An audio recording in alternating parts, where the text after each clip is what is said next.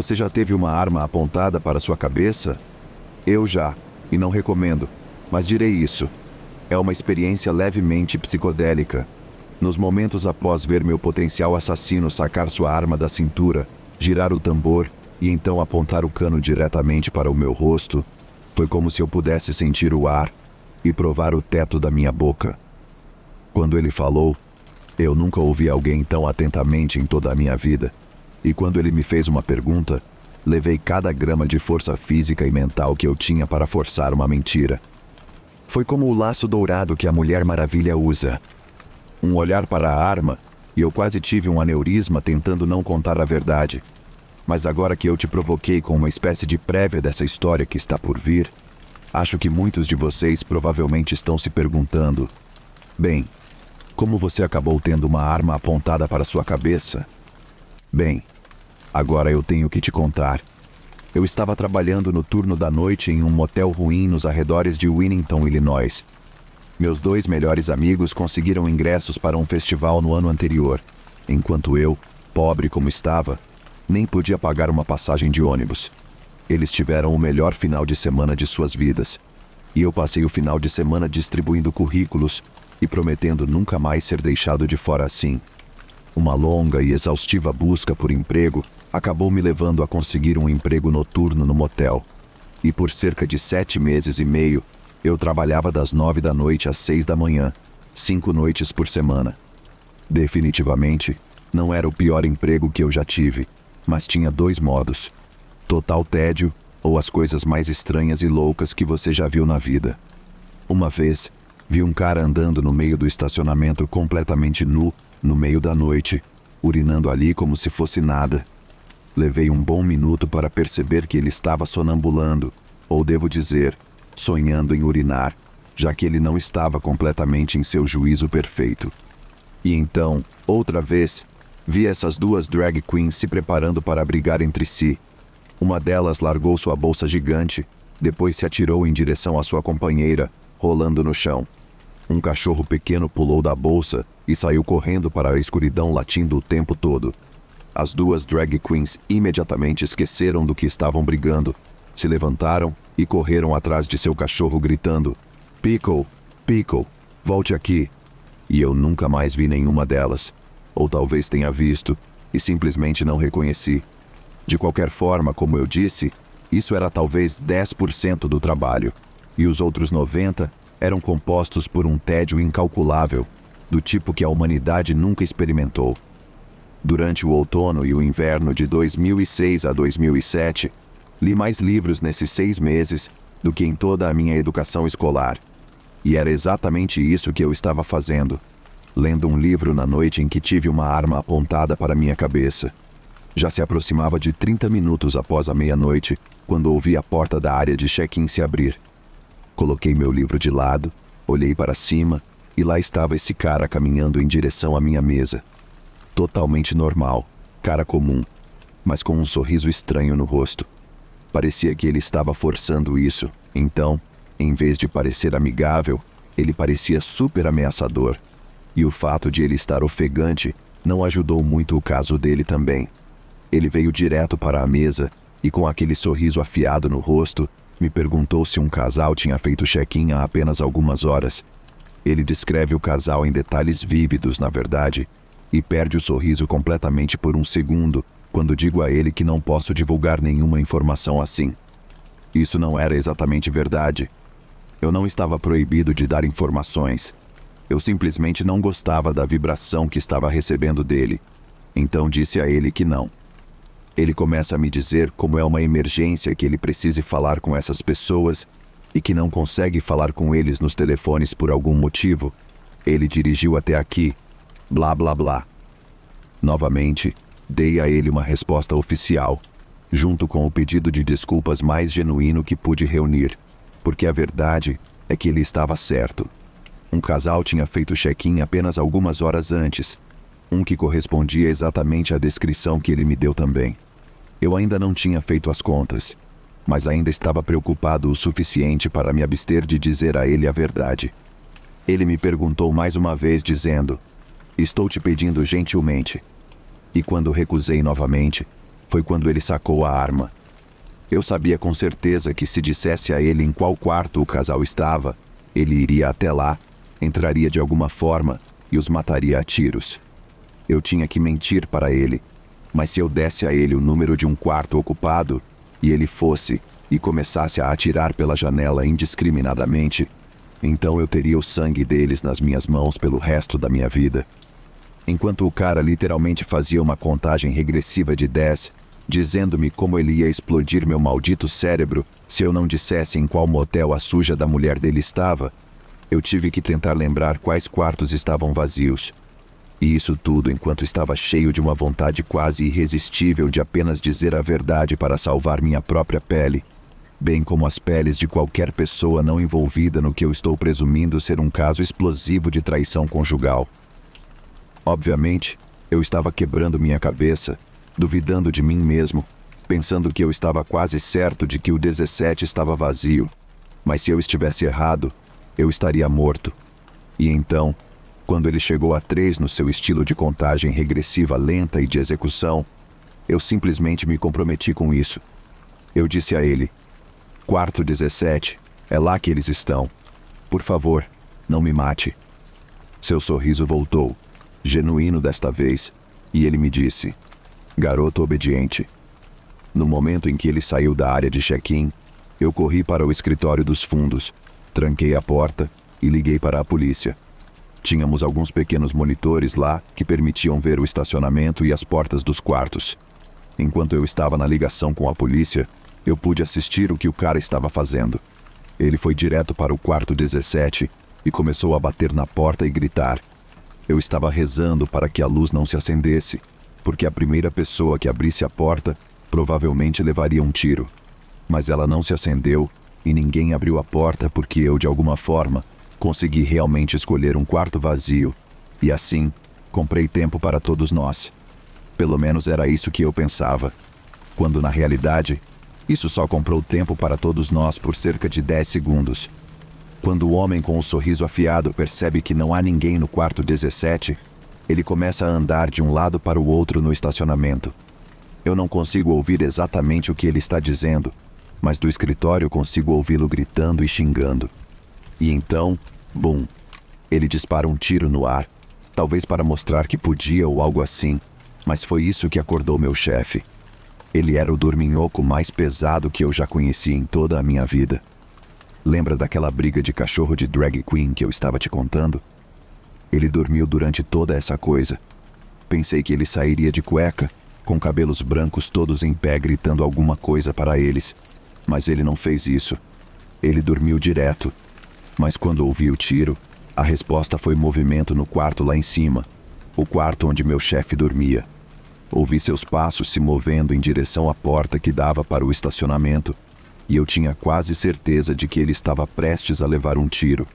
E também aconteceu que o cara tinha começado a andar de volta em direção à área de check-in, o que naturalmente me assustou pra caramba, porque eu assumi que ele queria voltar e me punir por mentir para ele. Eu estava trancado no escritório e era só uma porta fina. Havia apenas um pequeno espaço que eu poderia usar para sair se subisse o suficiente, e foi isso que estava fazendo quando ouvi o segundo grande estrondo. Só que dessa vez, o estrondo foi seguido por um tipo diferente de gritaria, vinda do estacionamento. Era definitivamente o mesmo cara que havia colocado a arma na minha cabeça, mas ele não estava gritando de raiva, estava gritando em um tipo de agonia terrível. Meu chefe tinha saído do quarto lá em cima, viu o cara andando em direção ao escritório com aquela arma na mão e atirou primeiro. Só que a arma dele não era uma pistola, era uma espingarda de 2 canos calibre 12 e os cartuchos estavam cheios de sal grosso. O cara ainda estava gritando de dor quando os policiais o algemaram, e quando os paramédicos chegaram, ele era uma bagunça ensanguentada. Quando o colocaram na ambulância, meu chefe tinha atirado nele no rosto, quase a queima-roupa, enviando dezenas de cristais de sal grosso afiados, rasgando seu rosto. Acho que a uma distância, os tiros não teriam feito nada além de assustá-lo, mas de perto, digamos apenas que eu ficaria surpreso se ele recuperasse toda a sua visão após o dano que fora causado. Algum tempo depois, perguntei ao meu chefe por que sal grosso, e nos segundos após fazer a pergunta, percebi que era uma pergunta idiota. Não mata um homem, ele disse, mas dói. E ele estava certo. A forma como o cara gritava, a maneira como a agonia o despedaçava lentamente, até ele se tornar apenas uma bagunça. Eu nunca quero sentir uma dor como aquela pelo resto da minha vida. Acabei trabalhando naquele motel por mais alguns meses e depois encontrei um emprego que não me fazia sentir como um vampiro. Foi bom recuperar a luz do dia, mas vou te contar uma coisa. Nunca me senti tão seguro como me sentia trabalhando naquela recepção, não com o Clint Eastwood rechonchudo, dormindo no quarto acima de mim.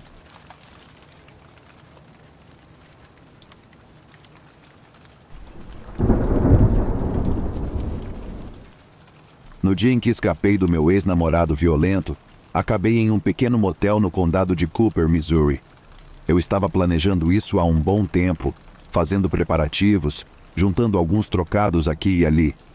Então, um dia, quando tinha dinheiro suficiente e sabia que ele ficaria fora o dia inteiro, empacotei minhas coisas, peguei um táxi até um local de aluguel de carros e saí de St. Louis. Já tinha passado do ponto em que eu pensava que ele poderia me matar um dia para o ponto em que eu acreditava que ele estava se preparando para fazer isso de fato. Eu disse todo tipo de coisa, mas sabia que, no fundo, ele me odiava.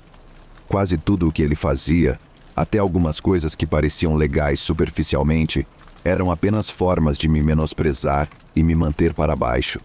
Mas, ao mesmo tempo, eu sabia que ele nunca me deixaria partir completamente. Ele era ciumento por qualquer coisa.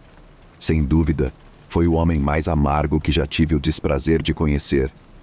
Depois de bater minha cabeça na geladeira um dia, decidi que era o fim. Liguei para minha mãe, implorei para ficar na casa dela, e apesar de anos fazendo de tudo para afastá-la, ela disse sim. Depois disso, só precisei esperar pelo dia, e então, adeus, estava na estrada. Chorei quase toda a viagem, e depois de não conseguir dormir durante toda a noite anterior, acho que estava na estrada por um total de 3 a 4 horas antes de começar a me sentir muito fora de mim para dirigir. A última coisa que eu queria era destruir o carro e acabar no hospital em vez de na casa da minha mãe, porque se isso acontecesse, seria meu ex que ficaria sabendo primeiro. Parei no primeiro motel que vi, estacionei o carro, aluguei um quarto e tomei um longo banho quente para lavar o suor nervoso que estava encharcando minhas roupas. Depois do meu banho, ainda estava um pouco agitada. Desempacotei algumas coisas, como o meu carregador de celular, um pacote de aspirina, coisas assim. E enquanto mexia em um dos bolsos laterais da minha mala, senti algo desconhecido. A princípio, pensei que pudesse ser uma das fichas de sobriedade do meu ex, um esforço que ele abandonara muito antes da minha tentativa de fuga. Mas quando o puxei e reconheci o que era, quase o deixei cair de tão assustada. Era um AirTag, um daqueles pequenos aparelhos que ajudam a encontrar chaves perdidas ou uma carteira perdida. Meu ex tinha colocado na minha bagagem. Joguei todas as minhas coisas na mala, vesti algumas roupas enquanto meu cabelo ainda estava molhado, e então corri para o carro alugado, deixando o AirTag na mesinha de cabeceira. Levei apenas alguns minutos, e sei disso porque pouquíssimo tempo depois de voltar para a estrada, meu ex começou a bombardear meu telefone com ligações e mensagens. Não eram nada que eu gostaria de repetir, mas você pode apostar que eram algumas das coisas mais vis que já ouvi ou vi escritas. Para qualquer pessoa, quanto mais para mim. Eram selvagens, frenéticas, mas um único fio percorria todas elas. Quando ele me encontrasse, ia me matar, e ele tinha certeza disso também. Ele sabia onde eu estava e estava vindo me pegar. Havia apenas um problema. Eu não estava mais naquele motel, certo? Você vê, uma das maneiras mais insidiosas que meu ex exercia controle era de alguma forma me convencendo de que eu não precisava renovar minha carteira de motorista. Se precisasse ir a qualquer lugar, ele me daria uma carona ou eu poderia pegar um Uber. Nas raras ocasiões em que saía sem ele, por um longo tempo, essa era a minha configuração. Eu não tinha liberdade, não tinha autoestima e não tinha ideia de como sairia do buraco profundo em que me meti. Meu ex assumiu que eu deveria ter pego uma carona ou um Uber para o motel. Mas ele não parou para considerar que eu já havia implementado uma pedra angular do meu plano de fuga quando se tratava de renovar minha carteira de motorista. Ele achava que não havia como eu fazer isso sem que ele soubesse, já que toda a papelada e a carteira em si seriam entregues no apartamento. Mas, como eu praticamente era obrigada a trabalhar meio período para conseguirmos acompanhar as despesas, graças a Deus pelos preços da gasolina e da comida que subiam, eu poderia encaminhar toda a documentação para o meu local de trabalho. O salário de meio período também significava que eu podia pagar as taxas sozinha, o que significava que eu não o alertaria pedindo dinheiro. A regra era que eu poderia pedir dinheiro sempre que quisesse, mas quanto eu recebia dependia inteiramente do quanto ele achava que eu precisava. Quando todos os preços subiram, eu ter meu próprio dinheiro era como um mal necessário para ele. Ele não gostava, mas não podia pagar por todas as minhas coisas, então tinha que ser feito.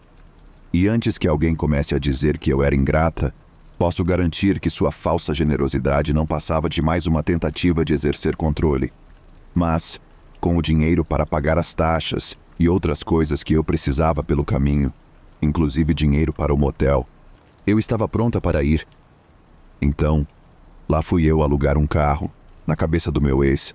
Não havia nada que eu pudesse fazer além de torcer para que um Uber aparecesse antes que ele chegasse, ou fugir para o campo ao redor, o que era uma opção muito ruim considerando que era o meio de janeiro.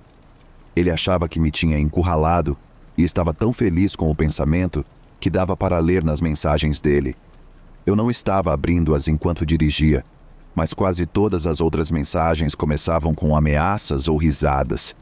Na verdade, fico feliz por estar ocupada naquele momento, porque teria sido muito difícil resistir à tentação de enviar a ele algo como: "Eu não estou aí, seu psicopata maldito, mas o seu AirTag está." Eu sabia que era muito melhor não dizer nada e deixá-lo chegar ao motel para perceber que sua ideia sorrateira de stalkear não era tão sorrateira quanto ele pensava. Tenho me saído muito melhor desde que escapei dessa relação tóxica. Mas durante todo esse tempo, também nunca experimentei nada tão aterrorizante quanto puxar um AirTag e perceber que estava sendo rastreada por um homem que queria o meu sangue. E honestamente, espero nunca sentir esse tipo de terror novamente.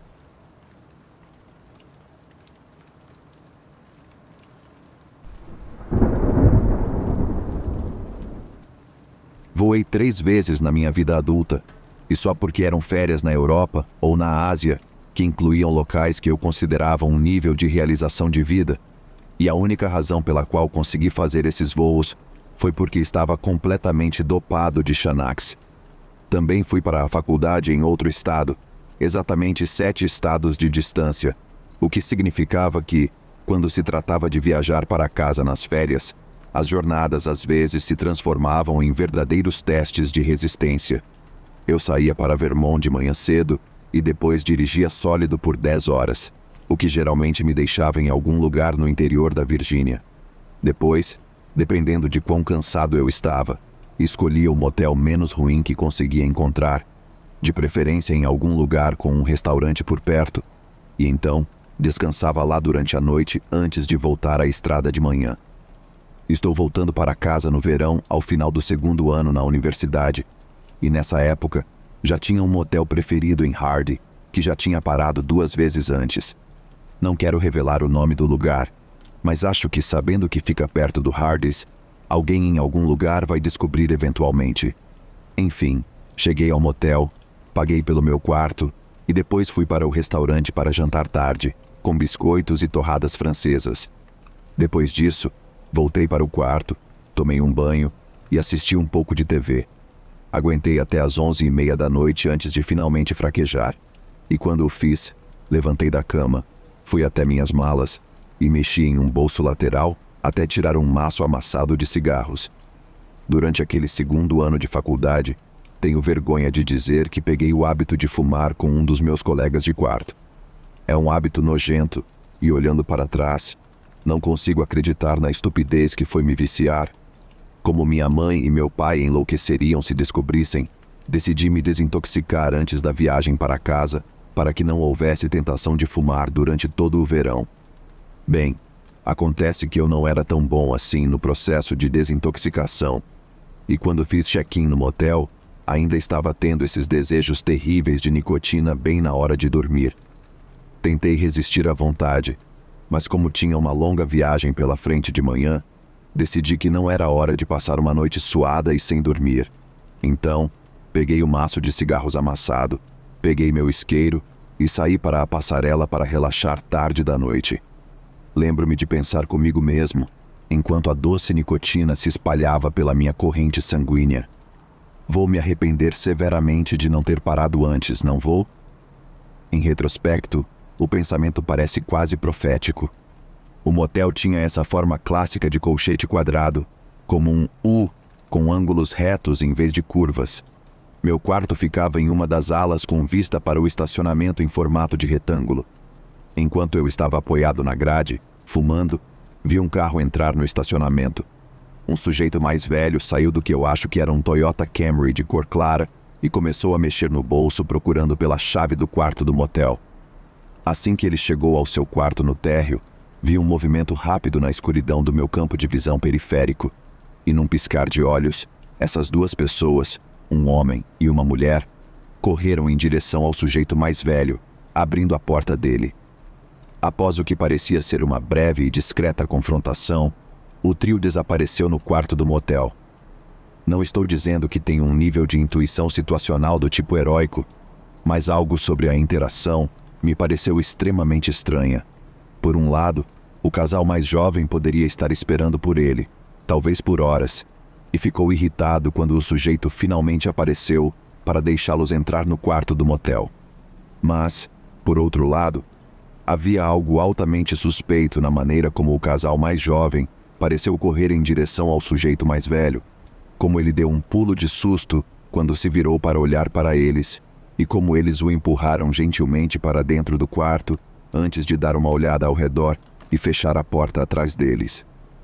Eu estava chegando aos últimos tragos do meu cigarro de qualquer maneira, então o apaguei, voltei para o quarto para jogá-lo na privada e peguei meu telefone e saí de novo para a passarela. Não achei que minha primeira ligação deveria ser imediatamente para a polícia. Quero dizer, não tinha 100% de certeza do que tinha visto. Me sentiria um idiota se a polícia aparecesse e arrombasse a porta do quarto do motel e descobrisse que a mulher do casal mais jovem precisava realmente muito de ir ao banheiro. E por isso correram para o quarto do motel. Mas ainda assim, estava pronto para ligar para a polícia se visse mais alguma coisa. Fiquei parado na passarela e continuei observando o quarto do motel para onde vi as 3 pessoas entrarem. Depois de alguns segundos, uma ideia me veio à cabeça. Poderia descer até a recepção e explicar vagamente a situação e depois perguntar muito gentilmente quantas pessoas estavam reservadas naquele quarto. Mas mesmo que dissessem apenas uma pessoa, tenho quase certeza de que o motel não tinha uma política de 100 convidados. E naquele momento, novamente, comecei a sentir uma sensação incômoda de que estava exagerando completamente no que tinha visto, além de me meter onde não fui chamado. Com isso em mente, decidi desistir da ideia de perguntar na recepção e voltar para o meu quarto e tentar dormir. Literalmente, no momento em que virei as costas, ouvi 2 estrondos altos, mas abafados, obviamente vindos de um dos quartos do outro lado do estacionamento. Cresci em torno de armas e instantaneamente soube o que tinha ouvido. Minha reação imediata foi me esconder atrás de um dos pilares de concreto que sustentavam a passarela superior e ligar para a emergência para informar que tiros tinham sido disparados. Mas assim que me escondi atrás daquele pilar e coloquei minha cabeça para fora para poder ver o estacionamento, não tive a chance de discar antes que a porta do quarto das 3 pessoas se abrisse abruptamente. A pessoa que saiu primeiro era o homem do casal mais jovem, e ele parecia estar mancando um pouco, mas ainda assim conseguiu atravessar todo o estacionamento antes que a mulher emergisse.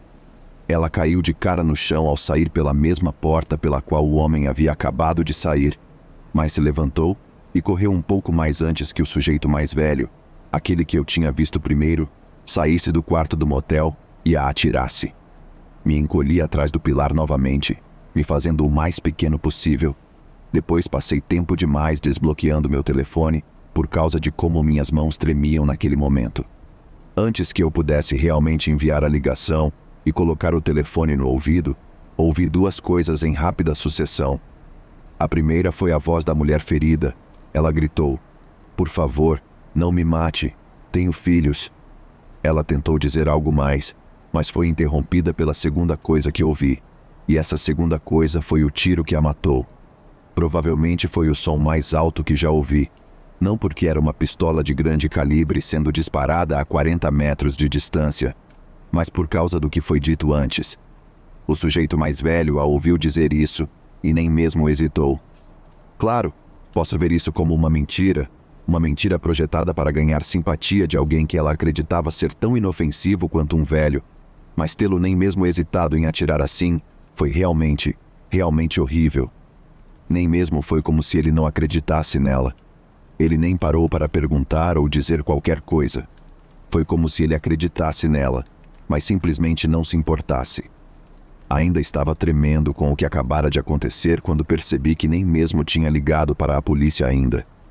O número estava apenas ali na tela do meu celular, mas também não queria que o cara me ouvisse denunciando-o para a polícia, apenas no caso de ele decidir subir e se livrar de qualquer testemunha.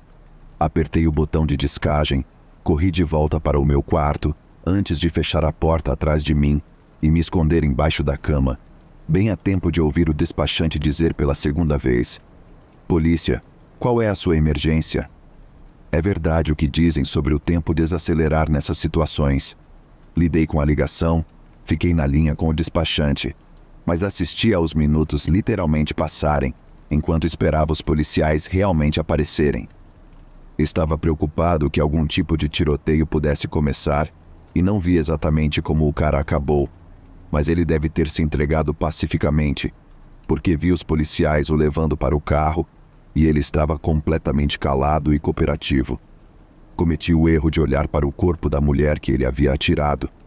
Ele atirou nela bem no rosto, bem entre os olhos, provavelmente porque havia apenas um buraco onde deveria estar a maior parte do rosto dela. E a cabeça estava deitada em um ângulo, provavelmente porque não havia mais parte posterior do crânio para sustentá-la. A coisa é que não parecia real. Parecia um adereço de filme. E não sei se é porque realmente parecia assim, ou se foi apenas a maneira do meu cérebro de me dissociar do que eu estava realmente olhando. Mas foi como eu disse. Não parecia real. Não até que os paramédicos apareceram e colocaram um lençol branco sobre ela. Eles não fazem isso com adereços de filme, não quando não há câmeras por perto. Já se passaram quase 15 anos desde que vi essa mulher ser morta, e quero dizer assassinada também. Porque, por mais que eu acredite na lei, bem como no direito de uma pessoa se defender, o que aconteceu não foi autodefesa. Talvez o primeiro tiro tenha assustado o parceiro masculino e o casal mais jovem, mas perseguir essa garota até o estacionamento enquanto ela está correndo, não sendo mais uma ameaça para ele, isso constitui assassinato, na minha opinião. E então ignorar completamente os pedidos dela, nem mesmo hesitar antes de executá-la. Não acho que verei algo tão frio quanto isso novamente pelo resto da minha vida, o que, se algo, será uma grande bênção.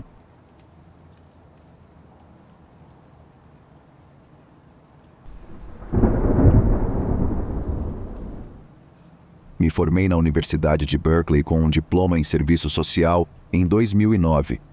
Eu tinha o coração disposto a trabalhar com crianças e famílias vulneráveis desde o ensino médio, e as origens disso são uma história completamente diferente, suponho. Então vou tentar ficar com esta. Acho que você poderia dizer que tudo se resumiu a mim ter uma espécie de complexo de Salvador, e por um tempo achei muito recompensador. Só há uma coisa que eles não te contam sobre o trabalho social, e é como você acaba odiando algumas das mesmas pessoas que você é encarregado de ajudar. Eu diria que cerca de 60% a 70% dos indivíduos com quem lidei durante o ano que passei no emprego eram pessoas boas e de coração gentil, que estavam simplesmente em má situação, e geralmente por não terem culpa própria. Mas então havia o resto, cerca de 1 a cada 3 casos, de qualquer maneira, me lembravam daquela linha única da Divina Comédia de Dante: abandonem toda a esperança, vocês que aqui entram. Os piores de longe eram as pessoas que fingiam uma família feliz durante minhas visitas. mas estavam claramente negligenciando ou abusando de seus filhos por trás de portas fechadas. Se eu estivesse trabalhando para os serviços de proteção à criança, essas visitas teriam terminado de forma muito diferente, mas eu não estava. Então tive que morder a língua, fazer o meu trabalho e esperar que meus relatórios para os assistentes fossem respondidos antes que fosse tarde demais. No final do ano 1, eu estava prestes a quebrar. Achei profundamente irônico que o trabalho social se apresentasse como uma espécie de profissão para pessoas que se importam quando, na realidade, é mais adequado para aqueles sem emoções nenhumas. Confiei no meu chefe, confessando meus medos de estar desenvolvendo um relacionamento adversário com as pessoas pelas quais eu deveria sentir compaixão. Eu pensei que a admissão resultaria em eu entrar com um pedido de desemprego, mas em vez disso, meu chefe fez uma sugestão. Em vez de ser assistente social, talvez considerasse ser um oficial de condicional, disse ele. Ele conhecia um cara que tinha sido um há quase 20 anos, e se me conhecesse tão bem quanto ele achava que conhecia, seria exatamente o meu estilo. Lembro-me exatamente do que ele disse que me convenceu também. Você pode ajudar os que você realmente quer e aqueles que você não quer. Você é pago para infernizar suas vidas. 20 minutos depois, eu estava no site do Procurando por uma Vaga, e isso foi há 12 anos. Eu sou um oficial de condicional desde então, e foi a melhor decisão que já tomei. E meu chefe estava totalmente certo. Nem todos os liberados condicionais são como os que você vê nos filmes. Na verdade, pelo menos metade dos caras com quem trabalhei ao longo dos anos eram semelhantes aos que lidei no trabalho social. Eram pessoas boas, algumas das quais tomaram decisões muito ruins em suas vidas, mas assumiram a responsabilidade por si mesmas e claramente queriam fazer uma mudança para melhor. Você tenta manter um relacionamento o mais profissional possível com seu liberado condicional por razões óbvias, mas acho que um ou dois deles, em outra vida, poderiam ter sido amigos meus. E um deles era um cara na casa dos 60 anos que vou chamar de Smokey. Eu não quero revelar o nome verdadeiro do Smokey ou qualquer outro detalhe pessoal, mas apesar de seu passado severamente manchado, o Smokey era na verdade um cara muito legal. Eu sei que isso pode colocar meu julgamento moral em questão quando eu disser que o Smokey era um assassino condenado com 35 anos de prisão nas costas, mas era verdade. Tudo o que o Smokey fez foi matar um homem que inevitavelmente o mataria. Ele só fez isso preventivamente, em vez de em legítima defesa. Pelo que entendi, o homem que o Smokey matou era um verdadeiro canalha, não o que você chamaria de um cidadão comum. Não estou dizendo que ele merecia morrer, mas o Smokey poderia ter feito muito pior, considerando o tipo de confusão em que ele estava antes de ir para a prisão. Não estou tentando dar desculpas pelo que ele fez. Ele tirou a vida de um homem e merecia ser punido por isso. Mas o homem que saiu da prisão não era o mesmo que entrou. Durante as últimas avaliações, tudo o que fizemos foi beber refrigerantes e bater papo. O Smokey estava completamente sóbrio, não bebia. Ele tinha um emprego como mecânico de caminhões e estava no processo de reconectar com a filha adulta da qual ele havia se afastado há muito tempo. Ele estava limpo e sereno, como dizem, e o dia em que seria liberado da condicional estava se aproximando rapidamente. Então, um dia, o Smokey e eu estávamos conversando, e ele mencionou um dos temas regulares em nossas conversas. Ele costumava falar sobre quantos perigos ele teve durante sua carreira criminosa e como teve sorte de sair ileso de cada um. Durante as conversas anteriores, considerei redundante perguntar sobre esses perigos. Havia muito pouca chance de um ex-presidiário compartilhar detalhes de seu passado criminoso comigo, especialmente coisas que ele tinha conseguido. Mas em uma dessas avaliações finais, o Smokey me contou uma história. Tecnicamente, não detalhava nada ilegal que ele fez, ou pelo menos nada pelo qual eu iria correndo para meus superiores, pelo menos não nesse estágio. Mas honestamente, era uma das histórias mais assustadoras, pelo menos a história verdadeira mais assustadora que acho que já ouvi. Muitos anos antes do Smokey ser condenado por assassinato, ele trabalhava para uma operação de narcotráfico que operava de cima para baixo na costa oeste. Ele era apenas um capanga no início, eu acho. Mas como em qualquer outra organização profissional, seus chefes começaram a lhe dar mais e mais responsabilidade à medida que ele provava sua competência. Isso poderia envolver supervisionar um carregamento, encontrar um contato em potencial, ou, neste caso específico, amarrar uma ponta solta. Naquele estágio de sua carreira, o Smokey nunca tinha atirado ou esfaqueado ninguém, muito menos tirado uma vida. Se ele tivesse um problema com alguém, ele usava as mãos, e ele era grande o suficiente para que apenas a ameaça de violência fosse suficiente para evitar um conflito potencial. Mas, de acordo com ele, o trabalho que ele recebeu era o de ser um executor. O Smokey é chamado ao escritório de seu chefe, que operava de algum tipo de negócio de fachada. Ele é perguntado se conhece um rapaz que chamaremos de Babyface, e ele conhece este tal Babyface porque todo mundo o conhece. Babyface tinha cerca de 20 anos, mas ele parecia que poderia ter passado por um calouro do ensino médio, com características jovens, sem um fio de pelo facial nele e medindo apenas 1,60, mas cheio de energia infantil e entusiasmada também.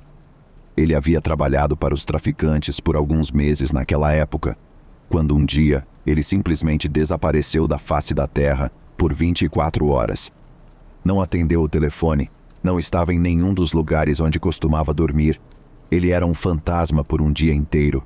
E então os carregamentos dos traficantes começaram a ser pegos enquanto passavam pelas linhas estaduais em Oregon. Para o chefe, não era coincidência. Babyface havia sido pego pela polícia e, obviamente, havia dedurado. Não havia outra maneira de explicar, pelo menos não aos olhos do chefe. E então, o Smokey recebeu uma tarefa simples: encontrar-se com Babyface em algum motel no meio do nada, levá-lo para algum campo de fazendeiro e, em seguida, atirar nele no rosto e cortar a palavra rato em seu corpo. No peito, tanto faz, desde que dissesse rato. Como eu disse, o Smokey nunca tinha matado ninguém antes, então a ideia de que sua primeira vítima fosse esse idiota de bom coração que havia cometido um pequeno erro, bem, digamos apenas que isso não era ideal. Além disso, e isso é de acordo com o Smokey, não comigo, mas ele sentiu que matar esse garoto estava o jogando direto nas mãos da polícia ou da agência de fiscalização de drogas. O Smokey disse que era uma prática bastante comum para eles apreenderem alguns de seus carregamentos e depois prenderem um ou dois de sua tripulação por acusações falsas bem na hora da apreensão. Os caras que eram pegos se recusavam a cooperar com a polícia por 24 horas, não dizendo nada, mas então os chefes pensavam que ele era um dedo duro. O melhor cenário para a agência contra as drogas é assim: causar a morte do criminoso, incriminando o dedo duro e abrir uma investigação de assassinato se o caso de narcóticos for insuficiente. Dessa forma, você pode minar qualquer estrutura organizacional, moralidade, tornando-os nervosos e, portanto, muito mais propensos a cometer erros. O Smokey achava que poderia ter sido a mesma tática sendo usada contra eles, mas ele também sabia que, se recusasse a matar Babyface, seria ele levando um tiro nos fundos do motel. Ele fez a única coisa que podia fazer nessa situação. Disse a eles que faria o trabalho e esperou por mais instruções. Finalmente, chega o dia. O Smokey recebe uma ligação de manhã cedo, dizendo para dirigir até um motel que ficava bem perto do Vale da Morte, que agora que eu penso nisso, é um lugar simbólico tão caricato para realizar uma execução que é quase engraçada. Ele recebe a informação de que a reserva está em um nome específico, que ele usa para pegar a chave do seu quarto, e então espera pelas próximas 3 horas até que o Babyface finalmente apareça. Os chefes lhe disseram que estavam impressionados que ele não tivesse cedido à pressão policial, e como ele se mostrou um bom soldado, eles tinham alguma missão super secreta para ele envolvendo check-ins com nomes falsos no campo. O Smokey seguiu o jogo, disse para o Babyface entrar em seu carro e explicou como eles iriam dirigir até um lugar remoto para pegar um pacote. Babyface entra no carro dele, totalmente sem saber, e lá vão eles. O Smokey encontra uma estrada secundária, dirige até o final dela e leva o Babyface para a floresta com uma pá. Eles estavam a cerca de 100 metros quando o Babyface percebeu o que realmente estava acontecendo. O Smokey teve a sensatez de ser o único a carregar a pá, mas assim que o Babyface começou a implorar por sua vida, Smokey largou a pá, sacou a arma e apontou para o Babyface. Ele começa a chorar, cai de joelhos, nem tenta correr ou lutar, e está chorando algo como: "Juro que não dedurei, juro por Deus, por favor, não me mate. Farei qualquer coisa, estou te implorando. Minha mãe está doente, não sei quem vai cuidar dela se eu for, sei que errei, mas juro que não dedurei. Você tem que acreditar em mim." E todas essas coisas. Smokey disse que a coisa sobre a mãe dele que o atingiu mais, que as súplicas não fizeram nada. Ele disse a ele que se ele lhe desse o endereço da mãe, ele se certificaria de que ela recebesse dinheiro para remédios, ou uma enfermeira, seja lá o que fosse que ela precisasse. Mas, em vez de continuar a implorar por sua vida, ele viu os ombros do Babyface caírem como se ele estivesse desistindo e cedendo. Babyface recitou algum endereço, código postal e tudo, e então, incapaz de assistir ao que estava por vir, ele simplesmente desabou e aceitou seu destino. Ele não mudou sua história como: "Oh não, eu tenho que pegar os remédios eu mesmo, você não pode me matar." Ele parecia acreditar genuinamente que seu potencial executor enviaria algum dinheiro para sua mãe. Ele se importava mais com a vida dela do que com a dele próprio. E como eu disse, os pensamentos começaram a corroer a já vacilante resolução do Smokey. Smokey disse que depois de alguns segundos sentindo a pistola tremendo em suas mãos, ele abaixou ela e disse ao cara para se levantar. Ele nunca tinha visto ninguém tão assustado antes, e a princípio, esse cara estava tão consumido pelo terror que mal conseguia se levantar. Smokey disse a ele para deixar a costa oeste e fugir para algum lugar bem longe. Esta era a segunda chance dele, e se ele alguma vez aparecesse novamente, ele mataria sua mãe e depois ele. E assim, depois de mais um comando final para desaparecer, lá vai ele para a floresta, nunca mais a ser visto.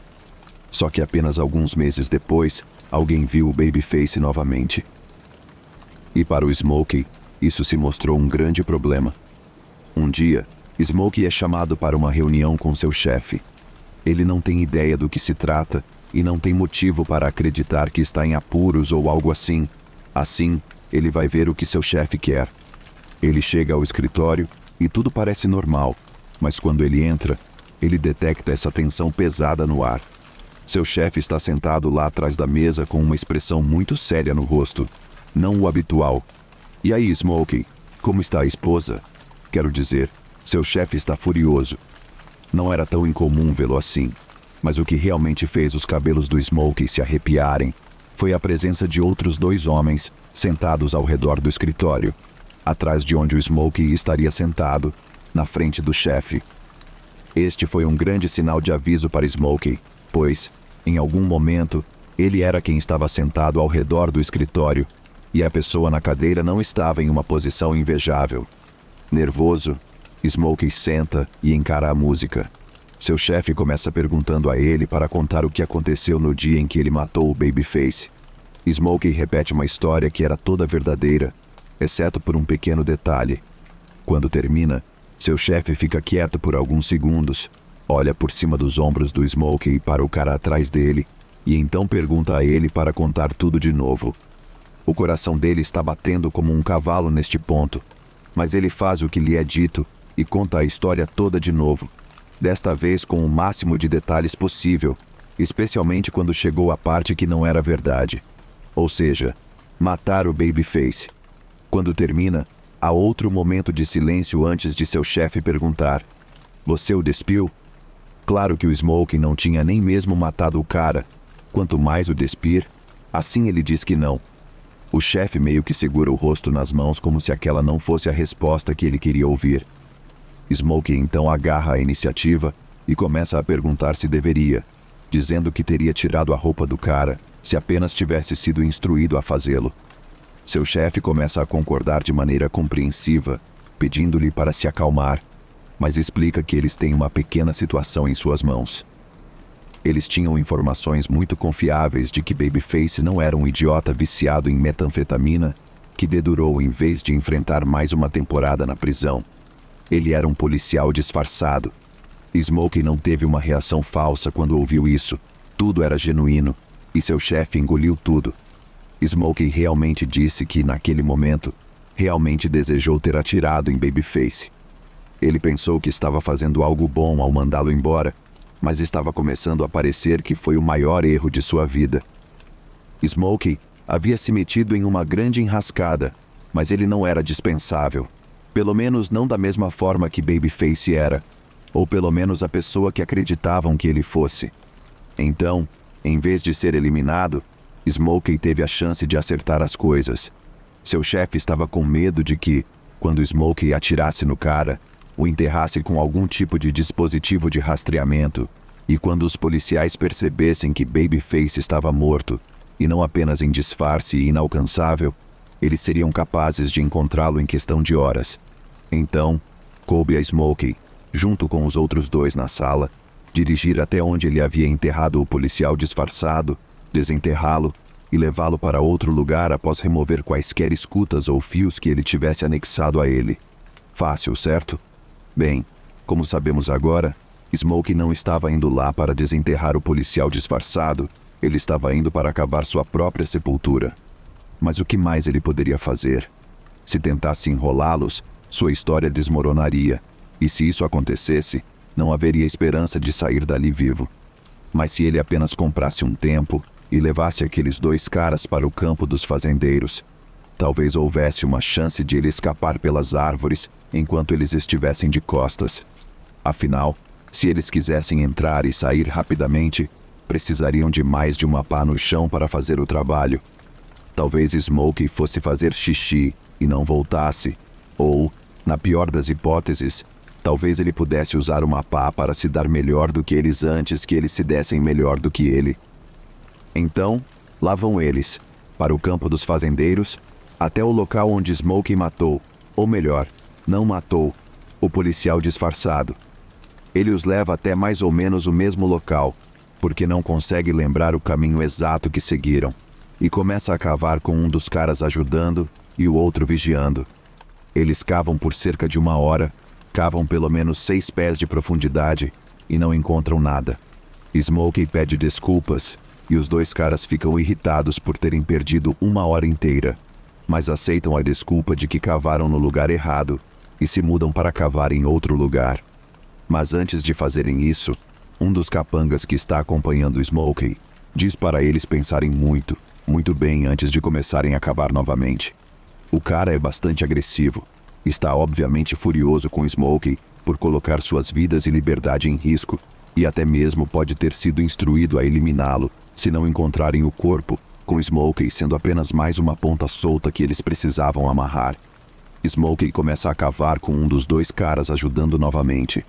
Assim, outra hora de escavação se passa, o ajudante joga sua pá no chão, sai do buraco e decide fazer uma pausa. Smokey continua a tranquilizá-los de que enterrou o cara muito fundo para os cachorros não farejarem o corpo, que ele é um profissional, que só falta um pouco mais de escavação. O buraco agora está muito fundo para ele pular e emboscá-los. Ele está preso em um buraco que provavelmente acabará sendo sua sepultura, e não a sepultura daquele policial disfarçado.